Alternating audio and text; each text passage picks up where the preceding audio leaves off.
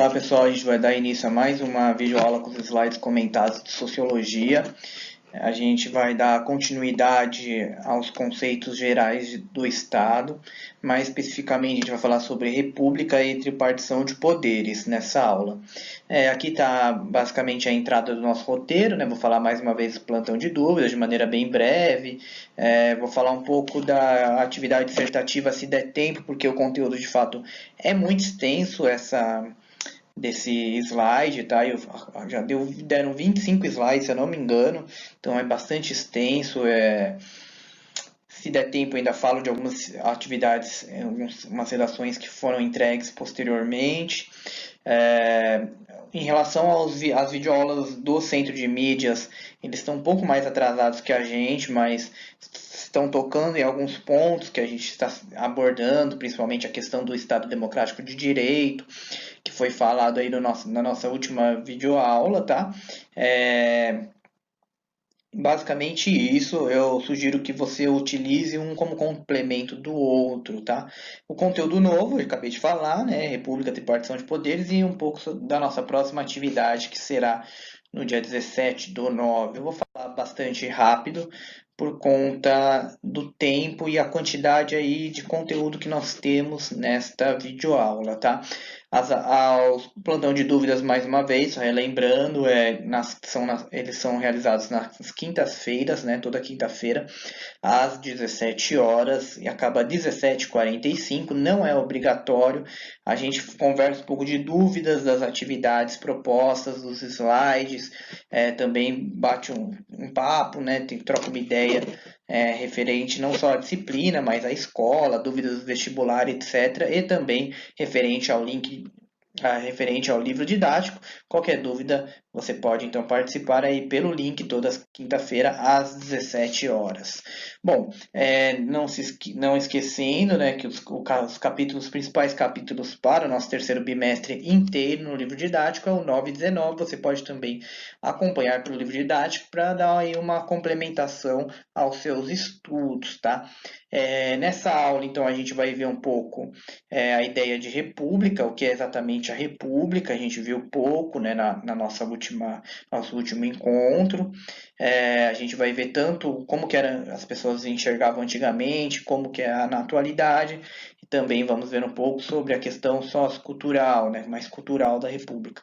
E vamos chegar ao principal, digamos, o conteúdo deste bimestre, que é a tripartição de poderes. Na próxima aula a gente vai ver sistema eleitoral, se der tempo, espero que sim, também partidos políticos, por conta do sistema eleitoral ser bastante puxado também, tá? Bom, vamos lá. Vamos para a visão moderna de república, depois a gente vai para a visão dos antigos, né? A visão moderna de república é que ela é uma formação estatal, né? Ela é uma prática de Estado contemporâneo, né? Praticamente boa parte dos estados atuais são repúblicas, né? E por que que ela é importante para a nossa atualidade? O que que ela se conecta com o mundo moderno, né? Primeiro, é uma forma de organização da sociedade, da política na sociedade, que é impessoal, né? Ou seja, na república são onde geralmente escolhem os seus representantes, né? As pessoas escolhem, o povo escolhe seus representantes de maneira bastante impessoal. Obviamente, isso é na ideia, na prática existe certa pessoalidade, sim, tá? Mas o que seria essa impessoalidade, né? A pessoa que está lá para ser o presidente, o governador, para ser o deputado, dentro de uma instituição, ele tem ali, no mínimo, que garantir certa impessoalidade, né? Então, por exemplo, o deputado federal, ele não pode, eu vou contratar a minha esposa eu vou contratar a empresa da minha esposa para fazer a obra pública no meu reduto político. Né? Ou seja, ele está sendo pessoal, né? Obviamente que a chance dele ser investigado, a chance de haver um ato corruptivo é muito alta, né? Então, as pessoas que estão dentro do Estado, que fazem parte aí dos governos, né, que como a forma como o Estado é conduzido de maneira temporária, né, eles têm aí uma visão impessoal para que o Estado continue, se perpetue e promova aí o bem público e a qualidade de vida para as pessoas, tá? Um viés racional, olha só, na ciência, a valorização da ciência, né? Por exemplo, né, a gente tem aí o SUS, Sistema Único de Saúde, o direito do Estado à saúde, né? A garantia do Estado à saúde, uma garantia universalizada, né? Então, essa garantia à saúde não pode ser, sei lá, por ervas medicinais. Tudo bem que as ervas medicinais também têm o seu poder de cura, é importante culturalmente e também a sua prática efetiva na sociedade. Mas o Sistema Único de Saúde, o direito à saúde tem que ser pautado na ciência médica, né? Na construção de hospitais, na construção de ambulatórios, no oferecimento de grande quantidade de médicos, de exames, né? De exames de diagnóstico, exames de imagem, coleta, produção de vacina. Então, tudo isso aí representa a nossa racionalidade, né? A modernidade, ela tem uma questão muito forte com o ser racional, ser objetivo, ser direto, né? Então, é uma questão da república. Permitir a transitoriedade, né? Ou seja, permitir que ideias que estão ali transitando, elas possam ser acolhidas e outras ideias em outro momento histórico possa ser também acolhida no futuro, né? Não fica algo linear com a monarquia, né? Sei lá, suponhamos que nós tivéssemos uma monarquia e o nosso atual monarca, né, o nosso atual rei ou rainha, sei lá, tivesse uma ideia esdrúxula, né, de a partir de agora, daqui agora até 50 anos para frente, não será permitido usar roupa azul nas ruas, né? Sei lá, vai, uma ideia bastante esdrúxula. Além de ser pessoal, né, contraria uma outra ideia aqui da modernidade, né? Ou seja, porque fulano não gosta de azul, vai ser proibido o azul nas ruas, né? Uma hora a pessoa vai ter que sair, não é 50 anos, né? É só 4, 5, dependendo do país, tá? Então é transitória, abriga aí a diversidade ideológica, é fortemente apoiado nas leis, tá? Na República temos com base as constituições, principalmente, né? Hoje nós somos regidos no nosso país, a República Federativa do Brasil, pela Constituição de 1988. Então, na teoria, a República deveria afastar governantes ideais que não seguissem objetivos racionais e impessoais do Estado. Na prática, a formação histórica de repúblicas nos últimos 200 anos, infelizmente não seguiu muita coisa que está dito aqui, tá bom? No Brasil, a ideia de república sempre esteve muito atrelado com militares, tá? A questão histórica, né? Foram os militares aí que encabeçaram uma série de movimentos, né? Movimento tenentista, os próprios movimentos depois aí da Guerra do Paraguai, para ideal instalar aí com ideais positivistas para a instalação da república. Bom, olha só a visão dos antigos, né? Não vou me deter muito, senão não vai dar tempo, tá? Platão, né? O Platão, ele tinha a ideia de que a república, ela era uma forma de trazer justiça para os cidadãos, né? A justiça era o principal aí, a fonte da república para promover igualdade entre as pessoas, para promover o bem coletivo, né? A moralidade. Olha a importância da verdade, né? Ou seja, na república que isso tem aí aval de acontecer. A ideia de conhecimento andava ao lado da justiça. É um dos pilares da República do Platão. Olha só essa escultura do Sesquiate, tá? Fica em frente ao Supremo Tribunal Federal, a gente vai conversar um pouco dele, né? E olha só, ela está de olhos vendados, olha o simbolismo da justiça, né? Por quê? Porque ela não pode ver na hora do julgamento quem é fulano, quem é ciclano, quais são as condições sociais, ela só pode escutar, né? Por isso que a justiça é cega, mas tem o seu ouvido muito bom, né? Ela também segura a espada para impor a ordem, né, a regra para as pessoas obedecerem uma certa ordenação.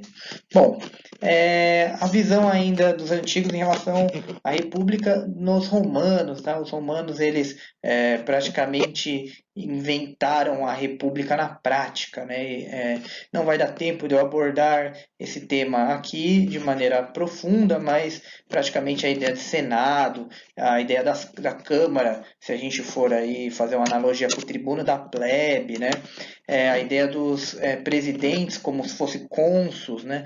Foi destacada aí na República, né? A República romana ela não era assim muito democrática, como a gente talvez tenha com mais frequência hoje.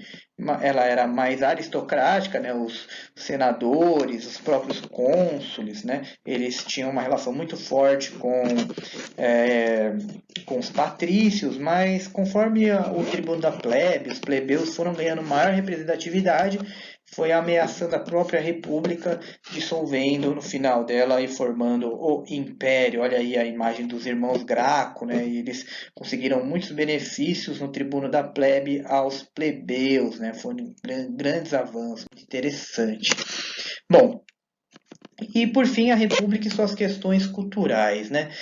Mesmo tendo como premissa a racionalidade, ou seja, a ideia de objetividade, de organização e ordem com base na lei, né? A República, para ela ser aceita, né? Para que as pessoas acreditem que ela de fato é efetiva, ela tem que ter o seu lado cultural, né? E vamos ver algumas questões culturais da República. Olha lá, grandes obras, monumentos, né? Como esculturas. Então aqui na cidade de São Paulo, né? Tem bastante escultura que representa aí e obras públicas, né, prédios públicos que representam a República, né, o Teatro Municipal é um exemplo de obra no período republicano. Lá no Rio, por exemplo, as estátuas de Duque de Caxias. Tem um monte aí na própria arquitetura, né, um monte de exemplo sobre a valorização da República, né, as artes também, né, muitas obras, tanto no início da República como depois, em outros períodos de valorização nacionalista, né, remeteram aí à questão do patriotismo e reforçando as questões culturais republicanas, né. Os diversos símbolos da República, hino, bandeira, né, você que aprendeu, falou, nossa, põe a mão no peito, chora quando canta o hino, né, sente orgulho do seu país, né, isso é valorização da República, tá. O hino, ele tem total ideia e formulação com a questão republicana do nosso país, tá? Valorização de símbolos nacionais, né? Que tem aí um apelo à nossa nacionalidade e também à república. Olha aí alguns exemplos, a bandeira, né? A própria construção da cidade de Brasília, né? Um símbolo de república. Antes de Brasília, a nossa capital federal era na cidade do Rio de Janeiro, tá? Ou seja, a cidade do Rio de Janeiro também abrigou no passado a capital do Império, tá? Ou seja, né, olha só, vamos dar um destaque à República, né? Vamos construir até uma cidade, né, Brasília, uma cidade aí republicana. Aí o próprio brasão da República Federativa do Brasil com uma série de simbolismo, né? Não convém aqui a gente entrar em destaque também no simbolismo das bandeiras, o Arco do Triunfo também na França, né? Representa aí a formação da primeira República Francesa com Napoleão, né, mostrando aí a grandiosidade da República, né, de ser algo imponente. É bem comum, então, esses símbolos estarem presentes nas vidas dos cidadãos. Bom, vamos falar aqui pelo tema principal da nossa videoaula, tá? Isso cai no vestibular, isso aí foi tema, por exemplo, do projeto aí da Constituição na escola. A minha imagem não tem como tirar ela, né? Por conta, você depois olha os slides, acompanha a aula também junto com os slides que são disponíveis em PDF no Google Classroom, tá? Se você vê que está cortado aí o que eu escrevi. Bom, vamos para a ideia de tripartição de poderes, tá? Primeiro vamos voltar lá principalmente na ideia do Rousseau, tá? O Rousseau resgata bastante isso, que o poder corrompe as pessoas, né? Que as pessoas, quando elas têm aí cargos de chefia, cargos de comando, elas ganham aí poder de mando, poder de organização, elas podem ser corrompidas, elas podem trazer causas particulares da sua vida, das suas ideias, dos seus pensamentos interiores e falar que aquilo deve ser para todos e público, né? Então, para que o poder não corrompa os indivíduos que têm aí os postos de representatividade e chefia, você tem que dividi-lo, tá? E isso foi assim pensado em diversas épocas da nossa história ocidental, mas a formulação de fato dela é feita pelo Montesquieu, tá bom? Montesquieu já ali na virada para o século que antecede aí os iluministas, né, muitos consideram também como iluminista, pensou aí que a república ela poderia ser dividida em três, tá? Essa ideia é anterior ao Montesquieu, mas Montesquieu, digamos, colocou as feições modernas dessa divisão, tá? Essa divisão, ela já era pensada lá na Grécia, ela já era pensada em Roma também, tá? Já era pensado na constituição de alguns estados na Idade Média, mas ela ganhou seu contorno semelhante ao que a gente vê atual com Montesquieu. E ele tinha como base dividir as funções do Estado, né, em três poderes, cada poder aí tinha uma qualidade diferente e seria em mãos, ou seja, em administrações, em organizações, em pessoas diferentes. Assim seria possível, é possível, né, maior organização, né? Se tem mais gente cuidando de um determinado tema, de uma determinada área, né, elas vão se especializar e vão cuidar melhor, né? Maior organização, eficiência e racionalidade, característica do Estado moderno. Maior impessoalidade, também característica do Estado moderno, preservando aí o bem público e coletivo, já que dividindo os poderes, né, as pessoalidades poderiam ficar mais ausentes. A gente vai ver que na realidade isso também não acontece tão de maneira como a gente gostaria, né? Permitindo maior controle e fiscalização da população, transparência política. Essa divisão também sempre esteve presente, a gente já conversou um pouco disso, né? Bom, relembrando, como estamos no Estado democrático do direito, no fundo, os três poderes seguiam pela lei, né? Então não dá para você também abusar do poder, sendo que você tem aí que seguir a organização da lei, e é nessa lei que, no caso aí da nossa Constituição, né? É nessa lei que vai estar esclarecida as funções, as atitudes, ações de cada poder, tá? E aí como que eles vão se relacionar no sistema de freios e contrapesos. Vamos rapidamente às funções de cada um. Executivo, né? O executivo, sua principal função aí é, digamos, executar mesmo, né? Executar as atividades da República. Então, organiza obras públicas, administra diversos serviços, saúde, educação, transporte, né? A educação, o Alexandre von Humboldt tem aí a administração do executivo do governo estadual de São Paulo. Organizar a situação financeira do Estado, orçamento, gastos, né? Principalmente a questão aí da arrecadação também. Criar diretrizes e programas de contato direto com a população, assistência social, por exemplo, pensar aí no transporte público, né? Contato direto, tete a tete com as pessoas. Já o legislativo, a sua principal função é criar as leis. Algumas leis elas são mais difíceis de serem modificadas, como a Constituição. Outras são aí fáceis e são mais simples de serem formuladas ou modificadas, tá? É no legislativo que isso ocorre. Bom, cabe ao legislativo criar diversos tipos de leis, né? Conforme a gente tem aqui no Brasil a lei simples, né?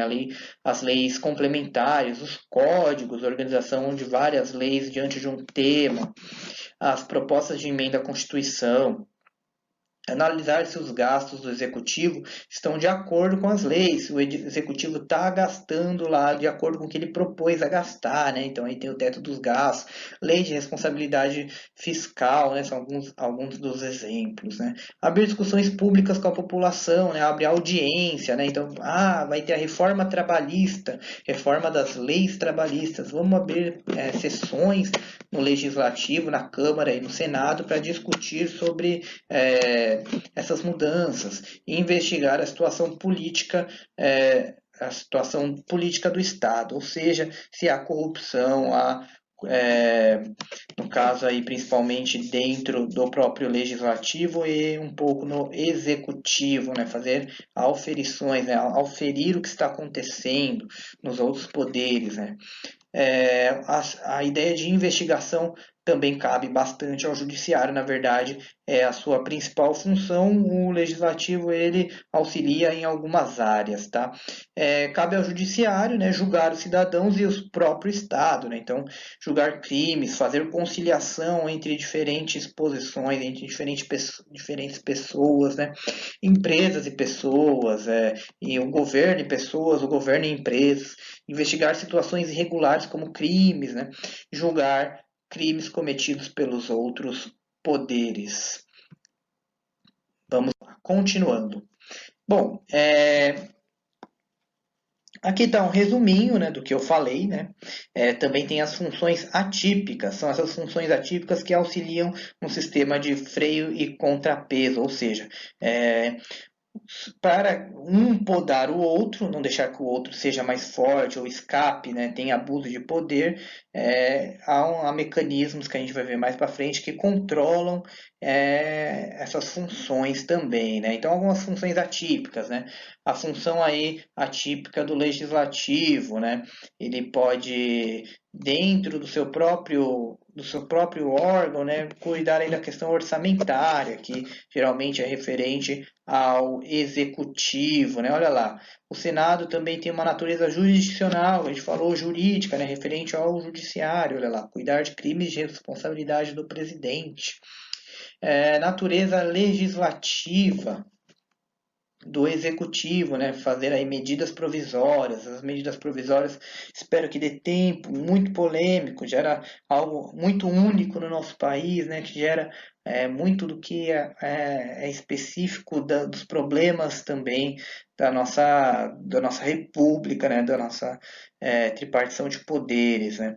O executivo também tem natureza judicial, olha lá, ó, recursos administrativos, né, ele pode aí julgar se ele considera correto ou não, determinado gasto foi gasto de uma determinada maneira na sua própria esfera, né? E o judiciário também aí tem aí a sua natureza legislativa de organizar-se por leis e a partir do regimento interno dentro da sua própria área e a sua natureza executiva em relação aí à administração mais relacionada aí financeira e de proventos administrativos básicos, como férias, 13º. Aí está um pouco destrinchando entre diferentes entes federativos, né? O federal é a Câmara dos Deputados, os deputados federais e o Senado, né? O Senado, senadores, né? Executivo tá o presidente, o vice-presidente e os ministros, judiciários, os tribunais superiores e os Supremos Tribunais, né? Estadual, Assembleia Legislativa, tem os nossos deputados estaduais, né? O Executivo, Governo, Vice-Governador e secretários estaduais, e os tribunais aí, de justiça estaduais, os próprios juízes, tá? Aqui, na verdade, né, o judiciário também está no municipal, é que ele não é organizado pelos municípios, mas ele está presente, por exemplo, os juízes em comarcas, né, os fóruns também tem um papel nos municípios muito importante. Prefeito e vice-prefeito no executivo e vereadores como municipal, né? Vamos falar um pouco da esfera federal, não vai dar tempo de abordar todos aqueles, então a gente vai falar da esfera federal dos três poderes, tá? O legislativo, a Câmara dos Deputados, olha lá, 513 deputados, é considerada a Câmara Baixa. O que é a Câmara Baixa? É a parte onde tem o maior número aí de representantes e decidem geralmente questões aí ligadas mais a questões mais básicas da população, por isso que está mais próximo, mais baixo, mais próximo do povo popular, tá? É na Câmara dos Deputados, que há lá os conchavos, é muito deputado conversando de uma série de temas e vai lá e um se arranja com o outro e briga, e disputa, e debate, e discurso. É essa a dinâmica da Câmara, tá? Conchavos, né, que combinados, né, conciliações políticas, discussões, né, brigas, né, bastante acaloradas. Por exemplo, na Câmara, que há início das discussões sobre tributação, né? Olha lá, o Senado já é diferente, a gente vai ver no sistema eleitoral que também a forma como eles são eleitos é diferente, 81 senadores, sendo 3 de cada estado, o Senado também tem prioridades, tá? Em alguns projetos de lei, fiscalização, por exemplo, o Senado cuida aí bastante da política internacional, a Câmara também cuida, mas principalmente ligada aí aos embaixadores e aí ao comércio exterior, tá? Diplomacia e comércio exterior. Alguns projetos passam pelas duas casas, é bastante comum, muitos projetos, é verdade, né? Mas isso aí também é assunto, não sei se vai dar para ser abordado aqui. Olha só a divisão da Câmara dos Deputados no mandato 2019 a 2022. Aqui essa arte foi feita no sentido de mostrar os partidos e a bancada, né, de cada partido. Então, por exemplo, se eu não me engano, o PT e o PSL exatamente têm aí o mesmo número de pessoas, são as maiores bancadas da Câmara dos Deputados, né? São 53 e são 513 e eles se distribuem aí de maneira a compor a esquerda e a direita, tá? É um pouco assim imaginativo isso, tá? Não é muito correto a gente abordar agora sobre esquerda e direita, mas foi o que a ilustração feita pela Folha de São Paulo tentou desenvolver, tá? Em que, olha só, o PSOL, os mais vermelhinhos, né? PSOL, PT, PT do B estão aqui à esquerda, né? E aí, conforme você vai indo para a direita, vão aí as cores mais azuis, tá? A vermelho é a cor clássica relacionada à esquerda e o azul e o verde as cores clássicas relacionadas à direita, tá? Então a gente vê aí que se a gente for analisar entre esquerda e direita, a gente vai ver que, na verdade, né, por essa interpretação, a maioria da Câmara dos Deputados é bastante centro-direita, né, direita, centro-direita. Bom, depois você dá uma olhada com mais tranquilidade nesse esquema, mas também além das bancadas por partido, né, os partidos muitas vezes votam em conjunto, olha só, então, todo mundo do PV decidiu votar a favor do projeto em relação ao meio ambiente, aí vai lá todo mundo e vota. A bancada do MDB deixou que os deputados votassem livre, de maneira livre, sobre um determinado projeto, né, então isso também é plenamente possível, os partidos se organizam, né, para poder conseguir vencer ou não determinado projeto, ser aprovado ou não determinado projeto, né? E eles se aliam também, né? Existe uma série de esquemas, infelizmente a gente não vai ter tempo de abordar isso. Também tem as bancadas temáticas, olha lá, bancada ruralista, né? Um deputado pode ser de mais de uma bancada, né? Isso não tem problema, e podem ser de partidos diferentes serem da mesma bancada, né? Então, bancada ruralista, mais ou menos 200 deputados do setor aí dos latifúndio, agronegócio, a bancada da bala, ex-militares, essa que foi de 2016, provavelmente, né, alterações, por exemplo, a bancada da bala, eu sei que aumentou, a bancada ruralista aumentou pouco, assim, bem pouco mesmo, 10, 15% a mais, agora a bancada aqui da bala aumentou significativamente, se eu não me engano, dobrou, né, muitos deputados conseguiram ser eleitos nessa última eleição relacionados à bancada da bala. A bancada da bola, né, olha só, por atletas relacionados a esporte, a bancada evangélica, né, uma bancada muito forte aí no Congresso, né, 197 deputados, a bancada dos direitos humanos, ligada à questão de condições das prisões, tráfico de pessoas, trabalho escravo, etc. Olha aí como é a Câmara dos Deputados, olha só aí, a foto da Câmara dos Deputados. Não sei se no terceiro ou quarto slide, né, quando a gente estava falando dos símbolos da República, né, tinha lá a Câmara, a Câmara, ela estava, tinha dois, né, deixa eu virar aqui, né, para ficar mais semelhante aí, tinham duas semicírculos, né, semisferas, né, metade de esferas, uma virada para cima, outra virada para baixo, né, peraí que tá meio confuso, deixa eu fazer aqui. Esse é o símbolo, né, da Câmara e dos Deputados, tá? Não sei se você já ouviu falar, já viu, né? Bastante visível, né? É, aqui na região dos prédios, né? Os dois prédios, né, são os gabinetes, tá? Dos senadores e deputados. A virada para cima é aqui a Câmara dos Deputados e a virada para baixo é o Senado, tá? Aqui é o painel onde eles verificam as votações, né, fazem as votações. Aqui é a mesa diretora, né, é eleito, é escolhido por 2 anos um deputado para ser aí o presidente da Câmara dos Deputados. Esse presidente da Câmara dos Deputados, ele aí tem algumas prerrogativas, por exemplo, ele pode colocar ou não em pausa determinado assunto. Geralmente quem se torna aí presidente da Câmara são pessoas aí que ligadas aos partidos mais volumosos, né, e a coalizão de partidos. Então, atualmente é o Rodrigo Maia, né, o presidente da Câmara dos Deputados. Aí em volta está o vice-presidente e os outros subsecretários, né? Então aqui tem o painel informa aí as votações. Algumas votações são nominais, outras votações nominal no sentido de elas aparecem, outras votações podem ser secretas, né? Elas não necessariamente mostram quem cada um votou, né? Às vezes você pode votar por consenso, né? Então tem uma série de mecanismos aí. Os deputados ficam sentados nas suas cadeiras e aqui atrás fica colocado aberto ao público, né, no alto, né, a imprensa também pode acompanhar aí diversas sessões. Se você quiser saber como que está sendo as votações, você pode entrar no especial aí da Globo e no site da Câmara e verificar alguns dados bem interessantes.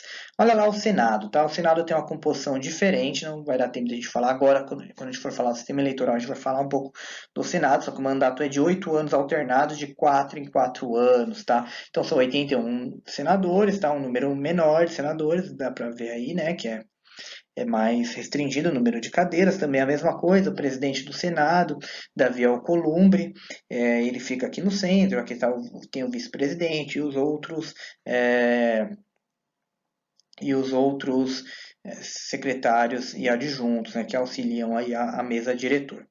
Aqui também tem o painel que você pode ver e é mais semelhante aí à Câmara dos Deputados, a composição dos deputados, tá? Então, o que acontece dos senadores, perdão.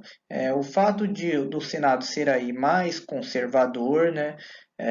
Geralmente o conservadorismo é bastante ligado aí com a direita, né? Então, e o centro, então o Senado tem um número menor de partidos ligados à esquerda, tá? E um número maior de partidos ligados ao centro e à direita. Continuando, olha aí, vamos para o executivo, tá? O executivo ele é chefiado pelo presidente da República, nosso atual presidente é o Jair Bolsonaro, tá? Aqui executivo, perdão, era maiúsculo, depois eu dou uma arrumada. O executivo tem uma relação mais personalista com a população, né? As pessoas lembram mais do executivo, né? Dos chefes do executivo, né? Ele tem um contato ali mais direto, ele responde, participa da mídia, né? Está em interação, tenta ali resgatar a popularidade. É importante também aí para sua própria reeleição, né? Isso pode ser um pouco ruim, a gente vai ver por quê, né? O fato de ser muito personalista, né, ser populista, pode fazer com que demandas muitas vezes que não são tão importantes assim para o país por conta de pensar em reeleição, as pessoas pensarem aí somente nelas continuarem no cargo pelo seu populismo, isso pode ser prejudicial à política e à sociedade como um todo, tá? Olha só, na hierarquia do executivo, há separação por temas de influência e atuação.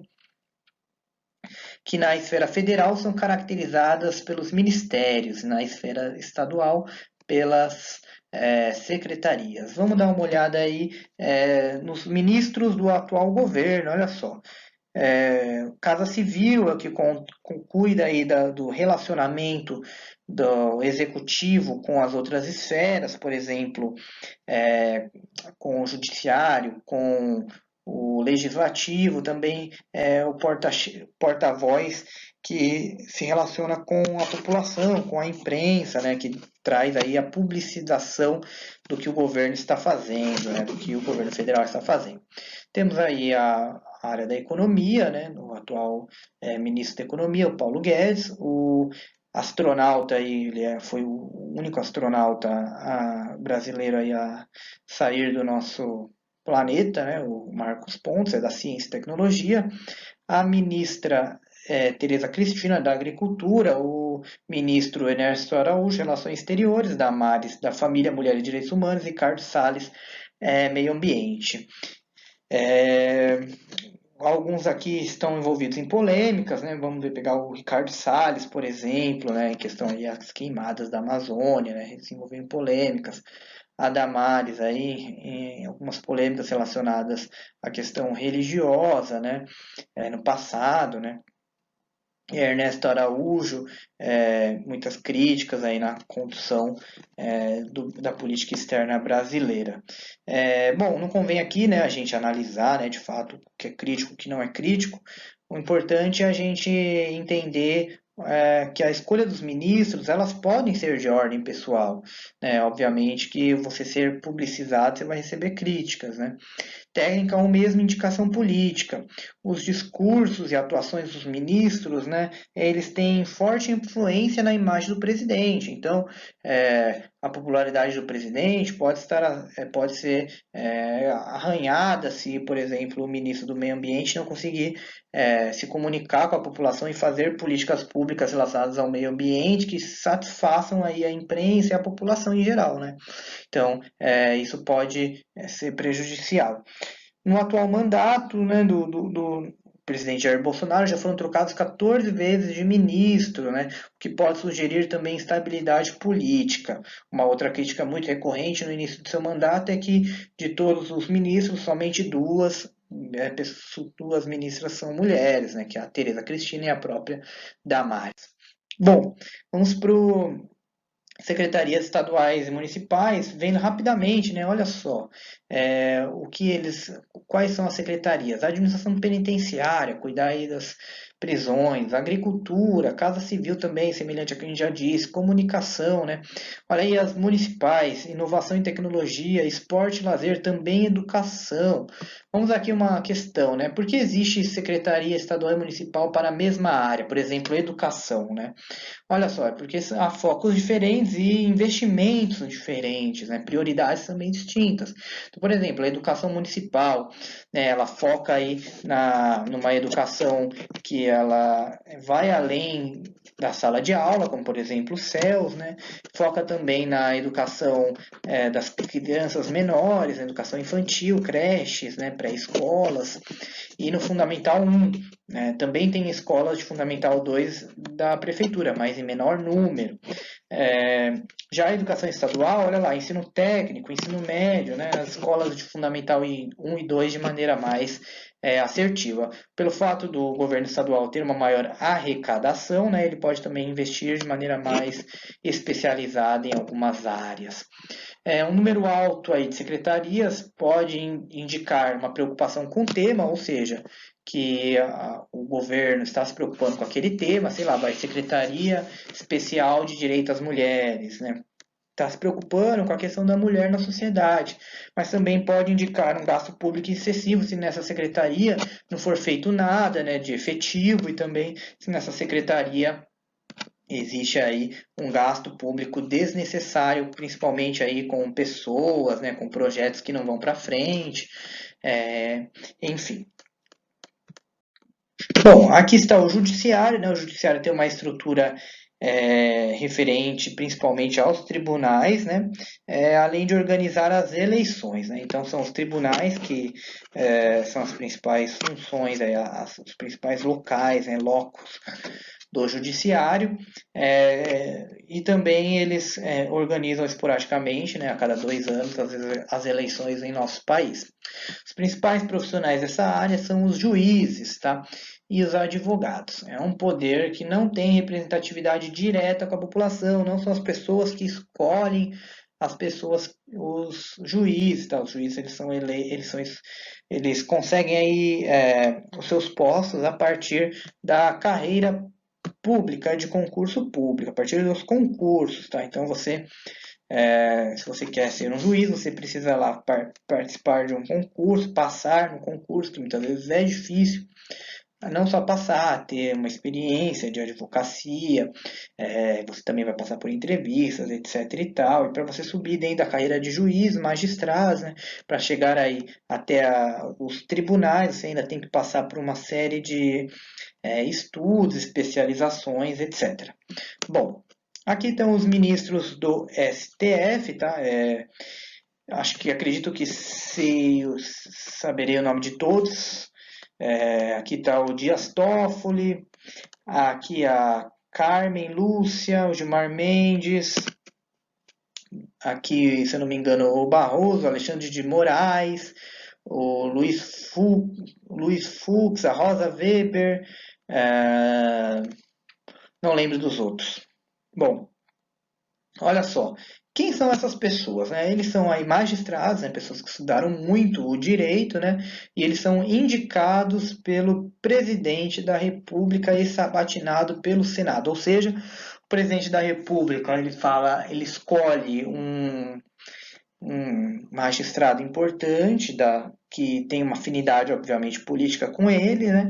E coloca ele lá no Supremo Tribunal Federal, né? Apresenta ele para o Senado vai falar, ah, não, nós senadores concordamos, né? Geralmente não há discordância, tá? É assim, mais um ritual mesmo, né? E aí o ministro pode ficar lá até ele ficar com 75 anos de idade. Então, olha só, o Gilmar Mendes está desde a época do Fernando Henrique Cardoso, né? Se eu não me engano, o Fux está desde a época do Lula, o Barroso também, o Alexandre de Moraes entrou agora no Temer, o Dias Toffoli entrou no Lula, se eu não me engano, no mandato do Lula, agora eu não lembro da Dilma, se eu não me engano é esse aqui da Dilma que eu esqueci o nome.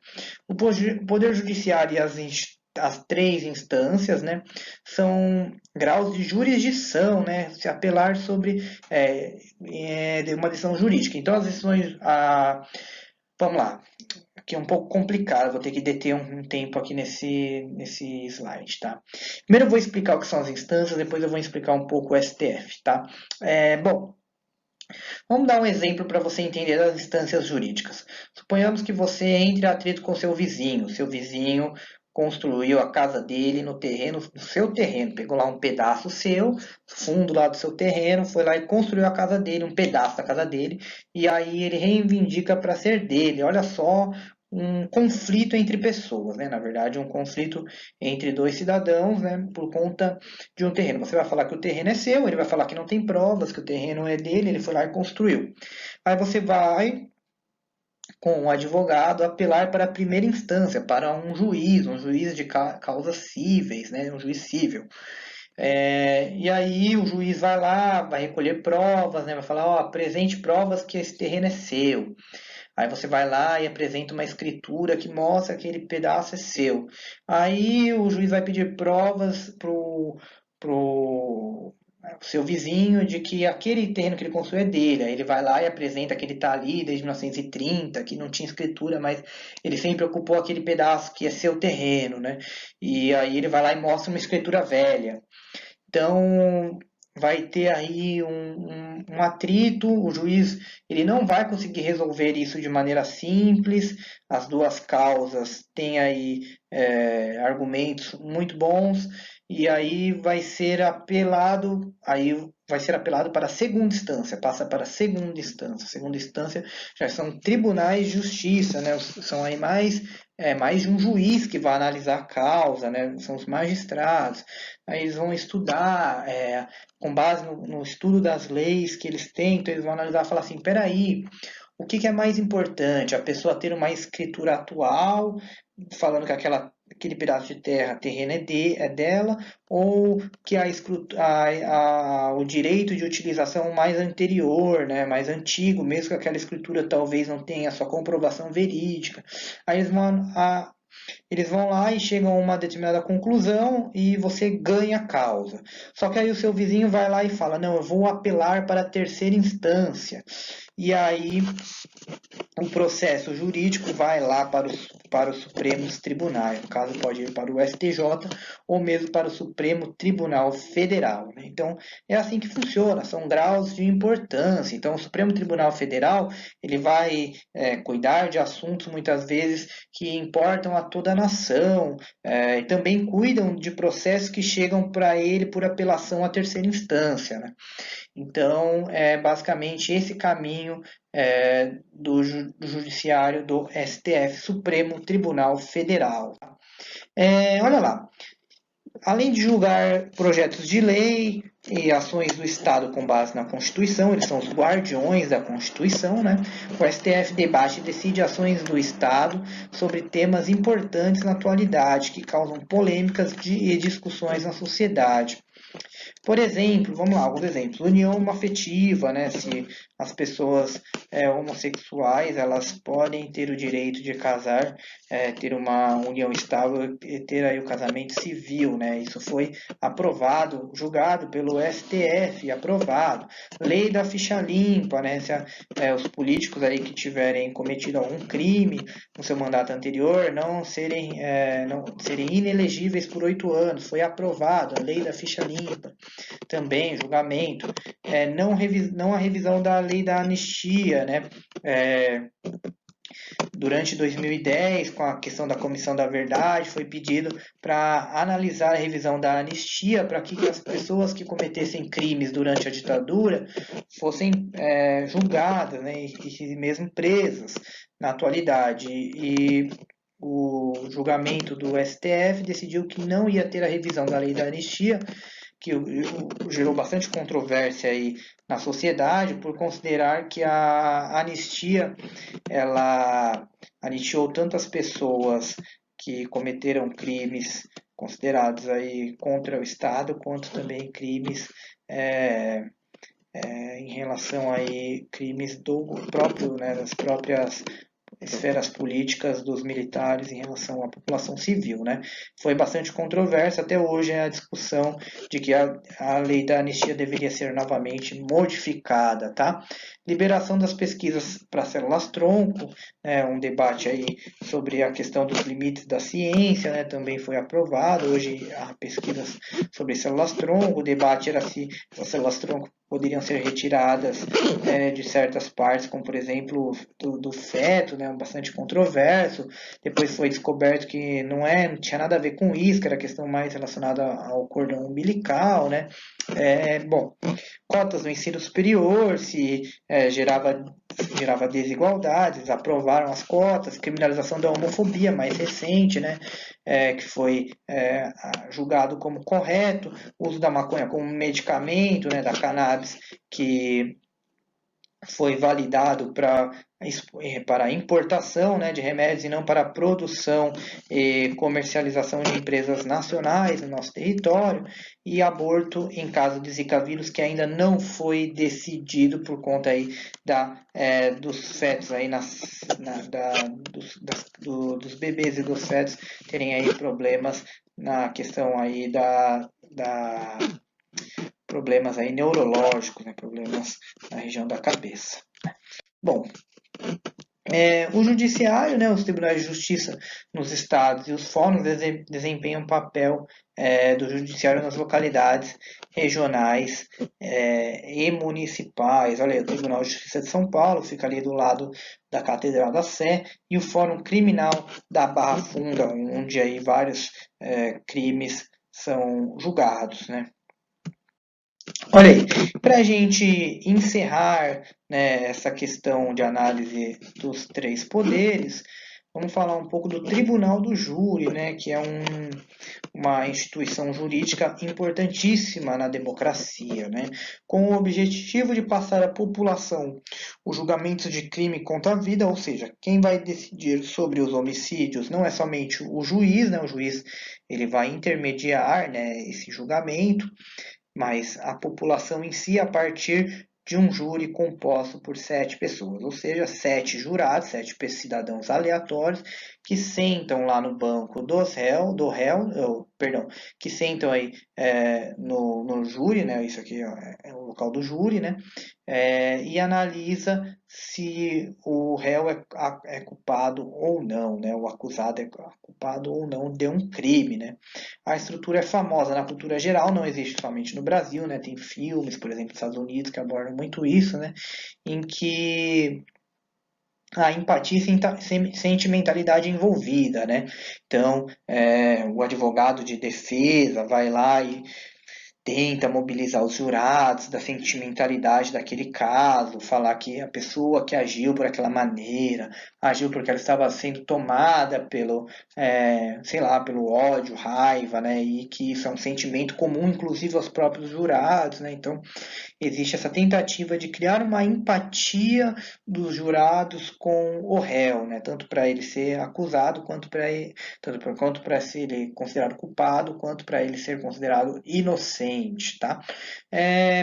O Tribunal do Júri é aberto ao público, se você tem interesse em participar, é só você se inscrever lá no Fórum Criminal da Barra Funda, que é o fórum aí, o maior fórum criminal sobre esse tema na nossa cidade, né?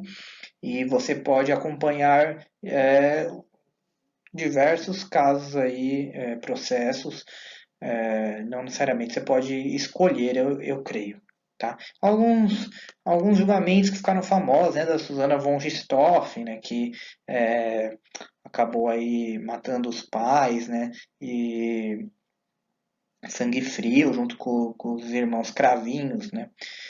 O pai e a madrasta da Bela Nardoni, que jogaram aí, não lembro de qual andar, né, qual a altura do prédio, né, a criança, até hoje não se sabe qual foi o motivo exato, né, qual foi a motivação da madrasta e o pai terem confabulado e pensado tudo isso, né, e o goleiro Bruno e Elisa Samúdio, né, que assassinou a Elisa Samúdio, e também foi julgado aí no tribunal do júri, tá? Todos aí considerados culpados. Bom, a gente chega aí às nossas últimas considerações, tá? A gente já conversou um pouco que existe um sistema de freios e contrapesos para que cada poder não se exceda, né? Para que não haja abuso de poder e cada poder consiga controlar um ao outro de maneira equânime, né? Harmônica, né? Então, olha lá, o presidente da República ele tem o poder de vetar os projetos de lei do legislativo, por exemplo, olha lá, ó. O legislativo julga o presidente da República no caso de impeachment, né? E os ministros do STF também, ele pode julgar no caso de crimes de responsabilidade. Olha lá, o judiciário ele pode podar aí os demais poderes em caso de inconstitucionalidade. O legislativo criou uma lei inconstitucional, o judiciário vai lá e fala, ó, isso não pode ser feito, tá? Então é esse sistema, tá? Um sistema que se chama sistema de freios e contrapesos, ou também conhecido como checks and balance. Tá? Vamos ver, ó, a partir desse sistema que um poder controla o outro para impedir que eles cometam desvios, corrupções ou outras atividades que não competem àquele poder. Assim, o judiciário pode tornar uma determinada lei inconstitucional, a gente já viu. O executivo, olha só, outra que não está ali, pode propor o financiamento ou não de determinado projeto de lei, né? Ou seja, será que aquele projeto de lei, aquela ideia pode ser financiada, pode receber o orçamento do governo? E o legislativo pode votar o impeachment do chefe do executivo, tá? Que aconteceu há alguns anos atrás com a ex-presidente Dilma Rousseff. Então, olha lá, alguns exemplos, né, do impeachment, Senado, né, olha lá, outro exemplo atual, o Senado não aceita Eduardo Bolsonaro como embaixador do Brasil nos Estados Unidos, né, era uma pressão muito forte do Senado, né, o Supremo Federal considera válido o casamento homoafetivo, ou seja, algo relativo ao legislativo, né, a união civil estável. Bolsonaro pode indicar Augusto Aras, Procurador-Geral da República, para fazer parte do Supremo Tribunal Federal. Olha lá a interferência consentida do Executivo sobre o Judiciário. Tá? A gente pegou aí como último exemplo, né, o impeachment da Dilma Rousseff, né? A Dilma Rousseff, com base na Lei de Responsabilidade Fiscal, né, uma lei que limita os gastos do governo, o governo só pode gastar aquilo que ele consegue arrecadar, uma lei que basicamente restringe o gasto público, né? Com base na lei, montou-se um documento jurídico bastante contestado, até mesmo no meio jurídico, né? Em que demonstrava que a ex-presidente cometeu aí as pedaladas fiscais. O que seriam as pedaladas fiscais? É você falar que um determinado gasto seria utilizado com base numa arrecadação, e essa arrecadação ela também serviria e estaria como caixa para outra atividade, né? Então você tenta aí fazer um arranjo na lei para que você não cometa um crime de responsabilidade fiscal, né? É, as pessoas, qual foi o atrito, né? Foi a primeira vez que isso foi realizado de uma certa maneira, isso ocorreu em outros presidentes, com outros presidentes e nunca foi julgado, tá? Então isso foi um argumento de defesa de quem defendia a Dilma, né? Então, peraí, se isso sempre aconteceu, né? Por que nunca foi julgado? Esse é um argumento de defesa. E uma outra questão também foi que ela utilizava isso por conta da sua política fiscal expansionista, né? Então, é uma teoria econômica que defende que o gasto do governo não necessariamente ele precisa ficar preso à sua arrecadação, no caso aí no sentido quando são investimentos públicos. Então, foi uma discussão, não havia um ponto de consenso, mas o que aconteceu foi que ela foi aí, recebeu o impeachment. Aí está contando toda a história. Esse documento chegou ao legislativo, decidiram votar pelo impeachment, passou pela, se eu não me engano, pela Câmara primeiro e depois pelo Senado. Não sei se foi o Senado, agora eu não lembro, tá? Imagino que seja sido pela Câmara. Depois a ex-presidente foi afastada, assumindo em seu lugar o vice-presidente Michel Temer. O julgamento no STF foi posteriormente sobre o caso, com base em depoimentos da peça jurídica e na análise que decidiu que de fato o impeachment ocorreu e foi aí o afastamento foi de maneira correta. Tá? Posteriormente ela analisou exatamente isso, que no entanto não teve crime penal, tá? Então ela não foi criminalizada por nada. Tanto é que a ex-presidente Dilma Rousseff ela pode aí concorrer às eleições, ela não faz parte, ela não foi caracterizada na lei da ficha limpa. Terminamos o nosso conteúdo, tá? Um conteúdo muito extenso, muito difícil, tá? Assim, apesar de ser interessante, né? Agora tem uma atividade também muito simples, você pode entrar em contato comigo pelos canais disponibilizados pela escola, pelo Google Classroom ou mesmo pelo meu WhatsApp por telefone, tá bom? Ela é para ser feita até o dia 17/9, a partir do dia 3 ela vai estar disponível no Google Classroom. Obrigado a todos, tenham uma excelente semana. Qualquer dúvida, estou em contato, estarei à disposição, só entrar em contato.